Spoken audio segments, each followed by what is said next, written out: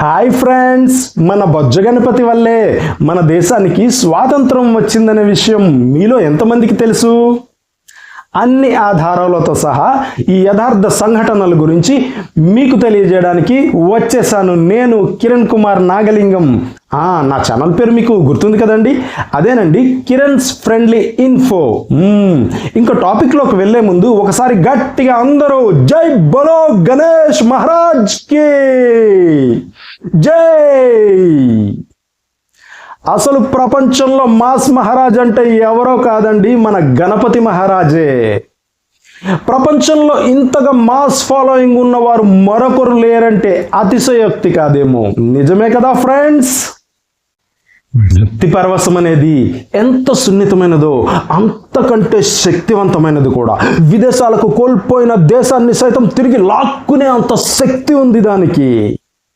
1893 సంవత్సరం వరకు కూడా హిందువులందరూ గణపతి ఉత్సవాలను వారి వారి ఇళ్లల్లోనే ఎంతో భక్తి శ్రద్ధలతో పూజా కార్యక్రమాలను నిర్వహించి జరుపుకునేవారు.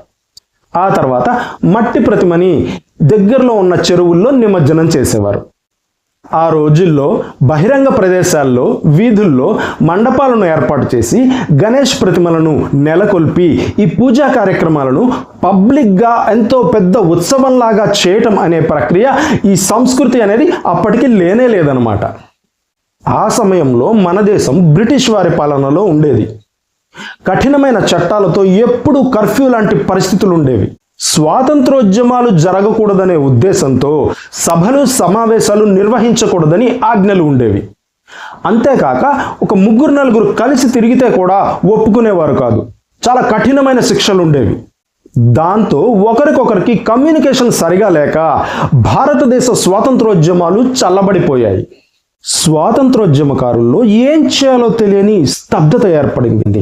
అదే సమయంలో ఆ నిశ్శబ్దాన్ని చీల్చుకుంటూ మన తెలివైన, తెగింపు కలిగిన, ధైర్యశాలి అయిన the great freedom fighter Balagangadhar Tilak గారు తీసుకున్న ఒక సాహసోపేత నిర్ణయం మన భారత స్వతంత్రోద్యమ చరిత్రనే ఒక మలుపు తిప్పేసింది.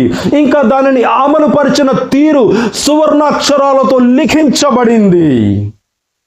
ఓడిపోయే సమయంలో కూడా ఎలాగైనా సరే గెలిచి తీరాలి అనే పట్టుదల ఉన్నప్పుడు ఆ సంకల్ప బలం కొత్త కొత్త మార్గాలకు దారి చూపుతుంది, విజయ తీరాలకు చేరుస్తుంది. అదే ఇక్కడ జరిగింది. గణపతి విఘ్నపతి అని ప్రతి పనిలో విఘ్నాలను తొలగించి భక్తులకు కోరిన కోరికలను తీర్చి సిద్ధి బుద్ధి కలిగిస్తాడని హిందువుల్లో అపారమైన బలమైన నమ్మకం ఉంది. సో మన బాలగంగాధర్ తిలక్ గారు దాన్నే బేస్ చేసుకొని భారతదేశ స్వాతంత్ర సమరానికి శంఖారావం పూరించారు. దేశ స్వాతంత్రానికి కలుగుతున్న విఘ్నాలను తొలగించాలంటే పెద్ద మొత్తంలో గణేష్ విగ్రహాలను పెద్ద పెద్ద మండపాల్లో బహిరంగంగా ఏర్పాటు చేసి సార్వజనిక ఉత్సవాలకు, భజనలకు, పూజలకు శ్రీకారం చుట్టారు. దేశం మొత్తం మీద అనేక చోట్ల ఈ తరహా ఉత్సవాలు మొదలయ్యాయి. నమ్మకంతో కూడిన సెంటిమెంట్ చాలా బలంగా పనిచేసింది. ఈ సాకుతో స్వాతంత్రోద్యమకారుల్ని ఇంకా సామాన్య ప్రజానీకాన్ని కూడా కలుసుకోగలిగారు. వారిలో స్వాతంత్రాగ్ని జ్వాలల్ని రగిలించారు. చాలా చోట్ల బ్రిటిష్ వారు అడ్డు తగిలినా సరే భక్తి, యుక్తి, సిద్ధి, బుద్ధి కలగలిపి ఇది కేవలం భక్తి కలయిక మాత్రమే, అంత తప్ప ఎటువంటి రాజకీయ లేదా స్వాతంత్రోద్యమ ఉద్దేశాలు ఏమీ లేవని చెప్పి బ్రిటిష్ వారికి నమ్మబలికారు. అది నమ్మిన బ్రిటిష్ వారు చల్లబడ్డారు. అలా మెల్లమెల్లగా గణేష్ మండపాల వద్ద జానపద నృత్యాలు, పాటలు ఇంకా నాటికలను ప్రోత్సహించారు. వాటి ద్వారా అంతర్లీనంగా జాతీయ భావాలను మేల్కొలిపారు. కుల మతాలకు, వర్గాలకు అతీతంగా బీద గొప్ప తారతమ్యం లేకుండా అందరినీ సమీకరించి వారిలో ఐకమత్యాన్ని పెంపొందించి అందరిలో కూడా జాతీయోద్యమ భావాలను పెంచి స్వాతంత్రోద్యమం కోసం పోరాడేలాగా తయారు చేశారు మన బాలగంగాధర్ తిలక్ గారు. బ్రిటిష్ వారి కళ్ళు గప్పి అవకాశం దొరికినప్పుడల్లా అందరినీ కూడా చైతన్యపరిచేవారు. ఈ పండగ సందర్భంగా పెద్ద ఎత్తున ఊరేగింపులు, సమావేశాలు జరిగాయి. అనేక వృత్తుల వారికి పనులు దొరికాయి. దాంతో చాలామంది ఆర్థికంగా కోలుకున్నారు. మొదట్లో మహారాష్ట్ర, కలకత్తా మరియు గోవా లాంటి ప్రాంతాల్లో మొదలైన ఈ బహిరంగ గణేష్ ఉత్సవాలు తర్వాత అంటే 1894వ సంవత్సరం నుంచి ఇంకా ఆ తర్వాత కాలంలో దేశం మొత్తం విస్తరించాయి. గణేష్ మండపాలు వీధి వీధిన పిల్లలు, పెద్దలు అందరూ కలిసి ఏర్పాటు చేసేవారు.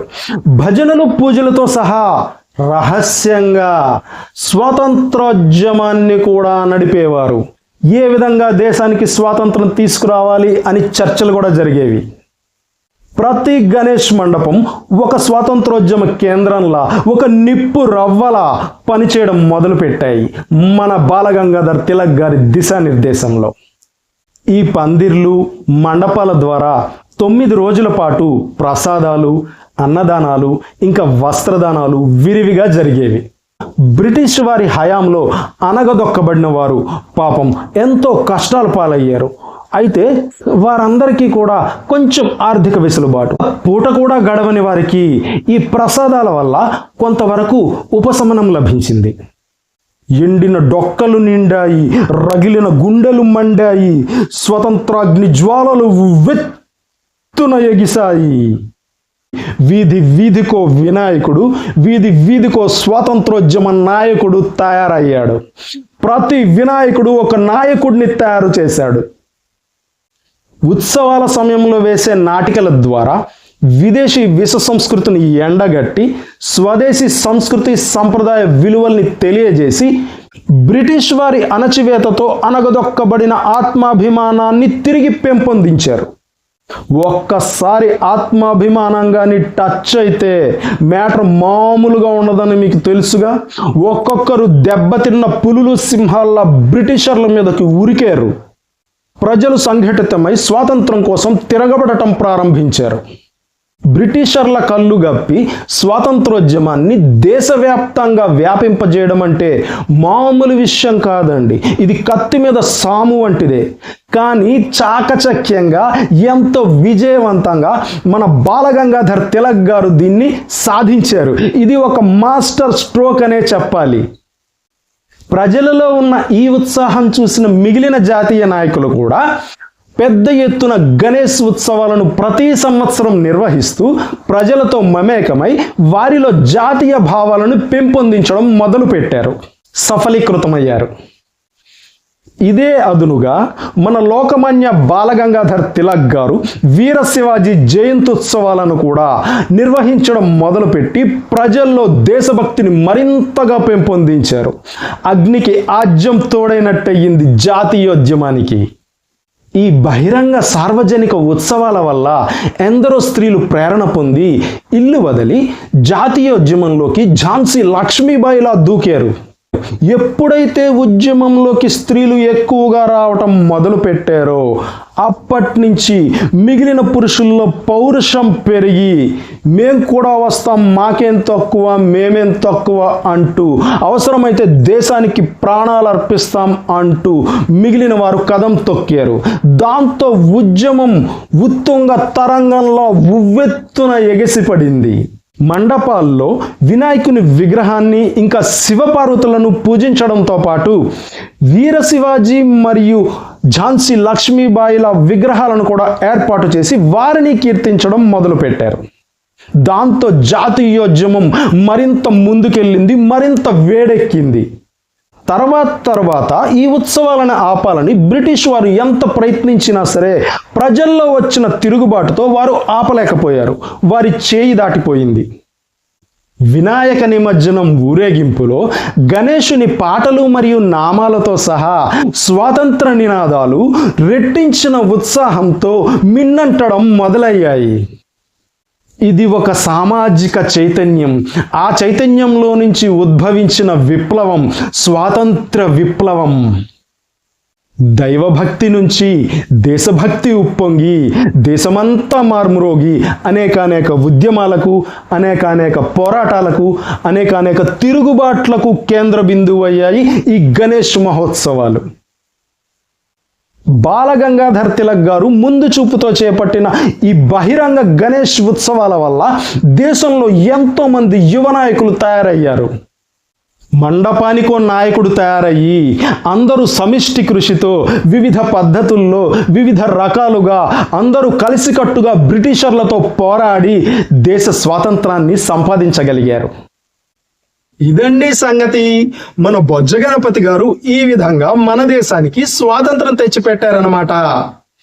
అందుకని మనందరం ఒకసారి గట్టిగా జై బోలో గణేష్ మహారాజ్ కి జై. ఈ వీడియో కానీ మీకు నచ్చినట్లయితే లైక్, కామెంట్, షేర్, సబ్స్క్రైబ్ చేయండి. ఆ తర్వాత గంట బొమ్మ మీద క్లిక్ చేసి ఆల్ నొక్కండి. నేను చేసే వీడియోలన్నీ కూడా మీకు అందుతాయి అన్నమాట. Right, okay. వినాయక చవితి శుభాకాంక్షలు. జై భారత్, జై హింద్.